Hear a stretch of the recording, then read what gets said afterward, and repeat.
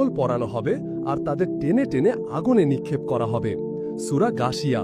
জাহান্নামের দরজা দিয়ে প্রবেশ করার সাথে সাথেই পাপীদের গলায় পরানো হবে মোটা লোহার শিকল, যা তাদের অঙ্গ প্রত্যঙ্গ ছিঁড়ে ফেলবে, রক্ত ঝরবে, আর সেই অবস্থায় টেনে নিয়ে যাওয়া হবে আগুনের দিকে। তারা পালাতে চাইবে, কিন্তু হাত পা শক্তভাবে বাধা থাকবে।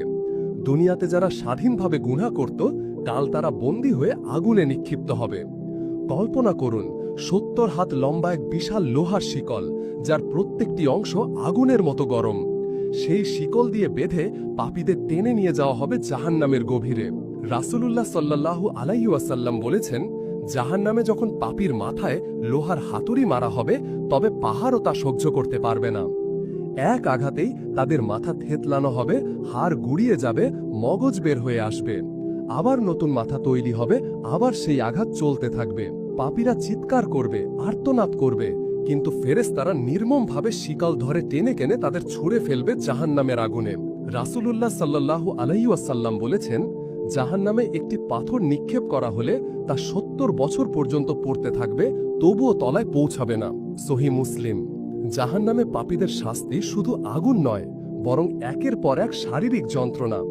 চলুন জেনে নেই কোরআন ও হাদিসে বর্ণিত সেই ভয়ঙ্কর শাস্তির দৃশ্য। তারা কাঁদবে, কিন্তু চোখের পানি হবে আগুন।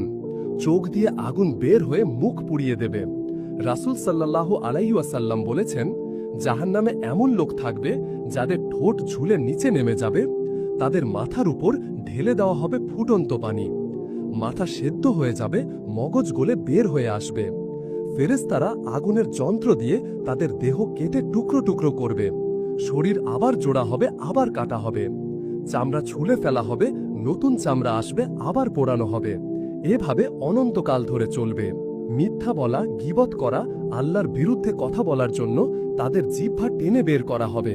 ফেরেশতারা আগুনে পোড়াবে, আবার ফিরিয়ে দেবে, আবার বের করবে। তাদের চোখে সরাসরি আগুন ঢেলে দেওয়া হবে। দৃষ্টিশক্তি শেষ হয়ে যাবে, শুধু যন্ত্রণা আর অন্ধকার। পাপীরা চিৎকার করবে, কিন্তু তাদের মাথায় ঢেলে দেওয়া হবে গলিত তামা, ফুটন্ত পানি আর লোহা।